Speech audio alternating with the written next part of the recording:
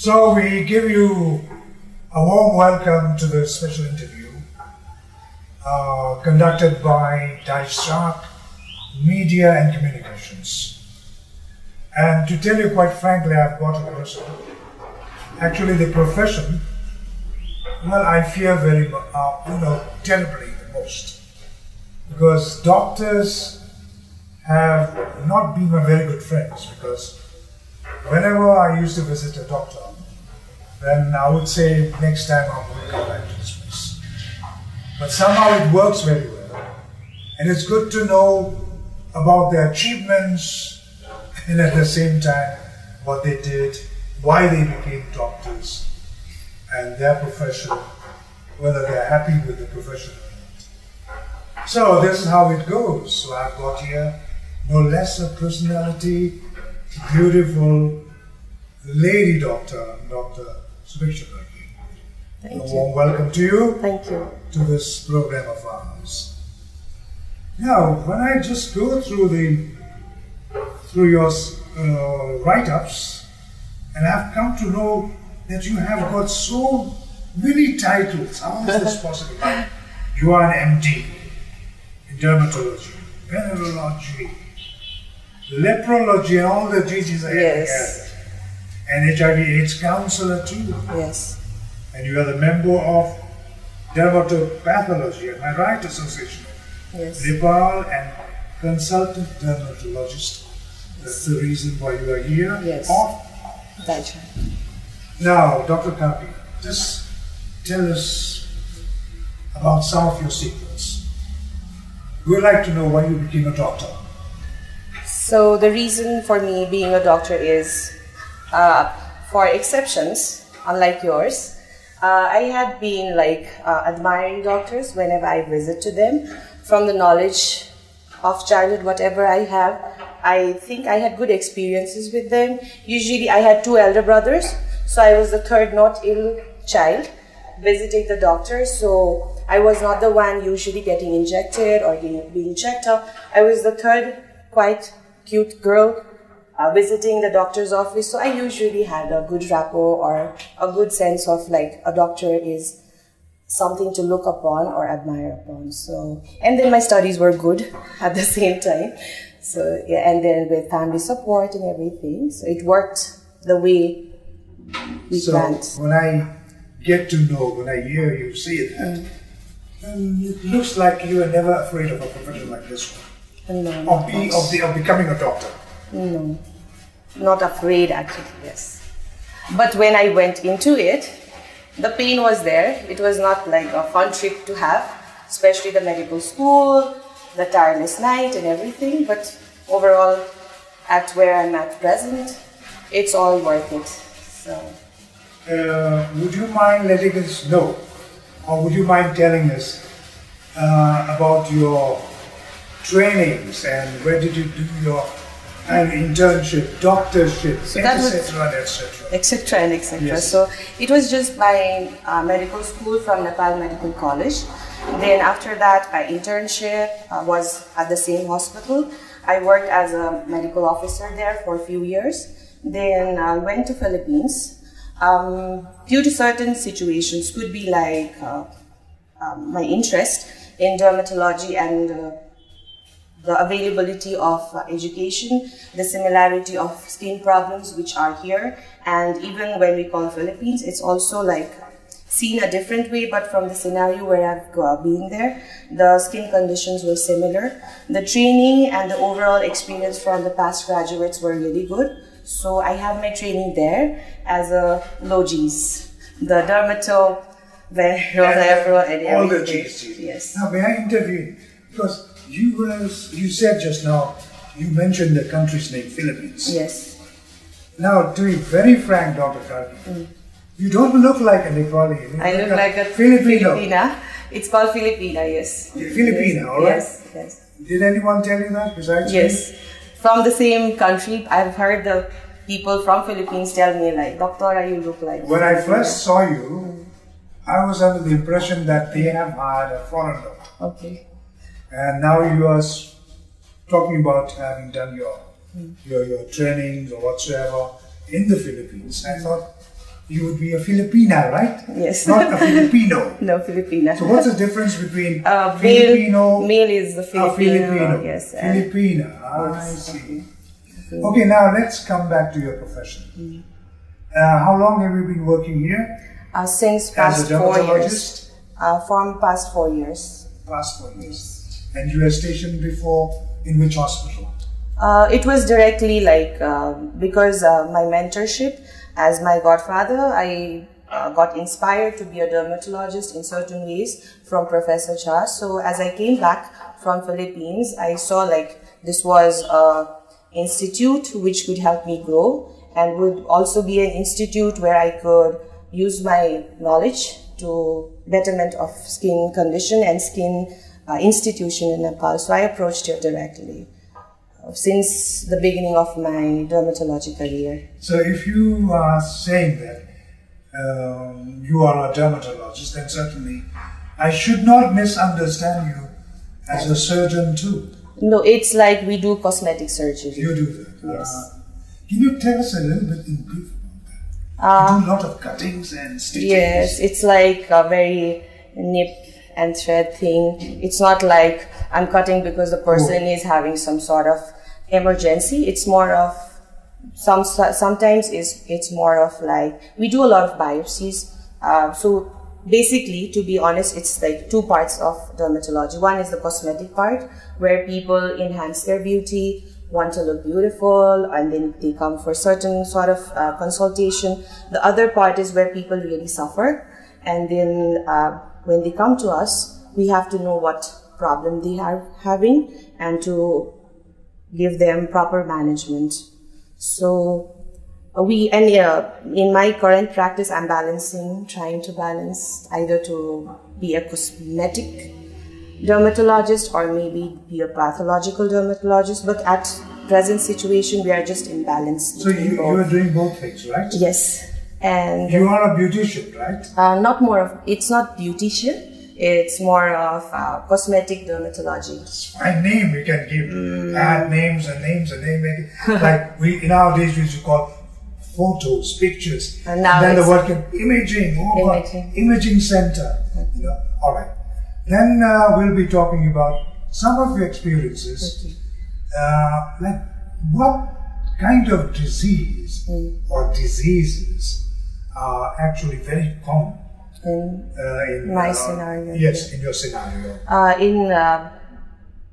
And then when I talk of scenario, it's not the Kathmandu city I'm talking about. At DISHARC, we have referrals from all around 75 districts of the country. We have even referrals from abroad, usually including foreign citizens. There are Nepalese who it's a situation that country is facing, that we have a lot of people going abroad, so working overseas. So sometimes they come to us and then their follow-ups are through mails, emails. Sometimes it's their family members who bring us the details and then we try to help them. So in scenario, it's more we have taken out some data for past few years. We've seen acne vulgaris, or in common language pimples, which is very common. Then you see the beauty part is something even if you don't do it, treat it, it goes off eventually with age. But then if you come to dermatologist sometime, it's you don't scar, and the scars remain for your whole life if you don't treat it again with a dermatologist. Well, there are also people who like to defy ages, right? Right, also. They are growing older and older, and they want to look younger and younger. So that comes with our second common conditions like melasma, which is the pigmentation, hyperpigmentation over the face. Vitiligo, which is where people lack the pigmentation. So it's difficult for people to accept vitiligo, then how they accept melasma. Both is a contrast of just colors. One having a lot of color melanin, one not lacking it. So the third problem and a challenge I'm facing is with fungal infections. The problem is not the infection itself, but the use of OTCs. That's the over-the-counter, unprescribed medication that the pharmacist... Yeah, you go to a shop and say... It's like buying a toothpaste. a fair and lovely place, made in India, and you start smearing them on the face. I wouldn't take the names, but it would be like, give me something for my itch, give me something for the rash, and then they do give it, like they are selling just normal, confectionery. So that's the problem. I'm talking about the cosmetic shops. Oh, shops also. Not the pharmacy. So. I would expect that from a cosmetic shop because they are there to do business. But I wouldn't expect that from a pharmacy. Because so this evening I'm going home after having listened to a nice interview that I'm going to tell my wife not to go after all these stuff. First of all, she has to take the advice of a qualified dermatologist or a surgeon like you. For cosmetic stuff, it's okay. Still, we don't prescribe them the makeups or the shades of lipstick. But for general skincare or like medicines, I would recommend them rather than it would save them time and money and the skin damage they suffer. So. Well, listening to Dr. Karki speak about so many things about the skin, about her career and about the training she has undergone, that really looks beautiful. She's a real painter, a doctor in the form of painter, and she has painted the picture so well. I think you like the picture. Well, I'm talking more. Tell us about your visits abroad. Okay. So, as I said, it was approach to DISHARC, and then that has become very fruitful in my career building as well as establishment of various collaboration program at DISHARC. We have not recently, it's been a few years now, we have a Pediatric Dermatology Committee in Nepal. That's like skin doctors specializing in kids' skin, and that works for our kids and adolescents up till the age of 18 years. The collaboration program was after the initiation of the chairman and the president of the Pediatric Dermatology Committee, Professor Jha, and Professor Neil Prose from Duke University. So they came in touch, they had this project or plan, and then it became fruitful after the commencement of the society itself on 22nd June. It was 2016. So since the establishment of the committee, we have the executive members there working their designated posts, and the secretariat and the current secretariat there. So in accordance with that, myself and Dr.Subekcha Karki, who is the vice president of the committee, we sent case report to the Society of Pediatric Dermatology, and we attained the travel grant there to attend World Congress of Pediatric Dermatology in Chicago. Well, I read in that publication of DISHARC, that you were shown attending a conference also, I think, under the sponsorship of Duke University, right? It's more of Professor Neil. He is from Duke University. So he headed this project with HBO, which is Health Volunteer Overseas. So it's a collaborative work. So they provided us, the World Congress of Pediatric provided us the travel grant, and I got the WIS scholarship for the pediatric dermatology training there also. Well, congratulations to you that you have achieved so much, but still I would like to request you to tell us more about collaborators. Is the Duke University only one collaborator for DISHARC? At present, it's again, I would like to correct would be like Dr. Prose, Professor Prose is from Duke University. Then Dr. Jha is from DISHARC, and he's also the president of Pediatric Dermatology Committee. So it's like how we collaborated is like Professor Prose approached the members of Society of Pediatric Dermatology, and the whole project is like more of between DISHARC and the Health Volunteer Overseas project of USA, not just Duke University. Okay, good. Then are there any plans of establishing direct contact We have had volunteers recently, like after my training program in Pediatric. It was under mentorship of Dr. Hickstrom. She's in Indiana University. So after I came back from her, she gave us a 1-week visit to help us build. So it's in a growing phase, the pediatric dermatology as a subspecialty. People have now recognized dermatology is a different field. So now what we are trying is to make pediatric dermatology, help it grow and make people recognize it. So it was Dr. Anita's visit for Dr. Anita Hickstrom for 1 week. Then at present we have another volunteer. She's from Toronto, and then she's also a pediatric dermatologist. So what they do here is like help us recognize pediatric skin conditions, help us establish this field. So it's an ongoing process. Well, it all sounds good.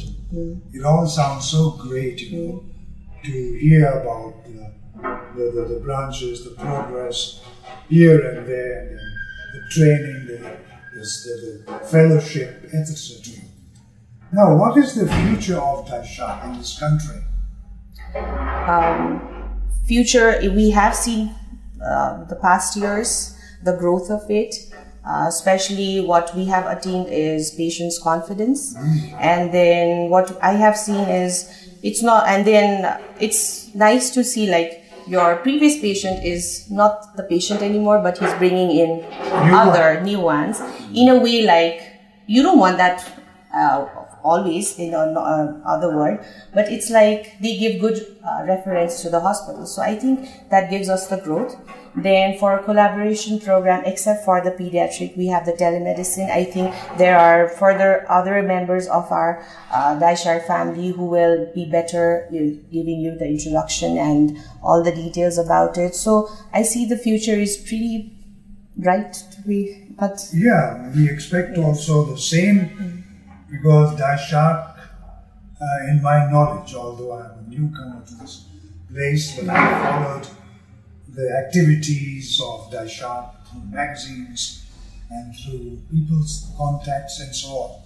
We're doing a great job, and it's not only gaining momentum within the country itself, it is also gaining popularity abroad. So DISHARC is not a medical institution which is confined within the four walls of Kathmandu. It has already gone out, and many people know what significant role DISHARC has been playing so far.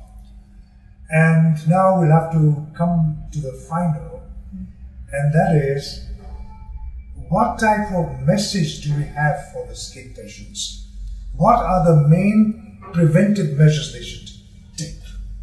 I would say please save your time, save your money. Don't just come to us like with a long history or like a bag full of creams which your pharmacist, which your neighbor, which your friend gave you, which made the condition worse. It's easier if you come to us earlier. So you will save your time, money, and avoid unnecessary skin damages for overall any skin condition. So no wonder when we're talking about skin, I remember the phrase. I will take your skin out, That's what normal people say. Yes. But naturally, DISHARC is there not to take the skin out of the people. We're here to take care of. Instead, it is there to treat people so that they feel all right, they feel happy, and they feel successful in their life, and they always become thankful to DISHARC. Oh, Dr. Karki, that was really nice. Thank you. Thank you very much. So you just heard me talking to famous Dr. Subekcha Karki, a famous dermatologist, and of course she has got many titles, which I've already told you, that she has got so many LGY and GY added to her profession. So I think you've enjoyed it. So send us your feedback. We'd love to hear what you think about DISHARC and how you feel about Dr. Subekcha Karki, about the comments and the statements she's made. Thank you very much.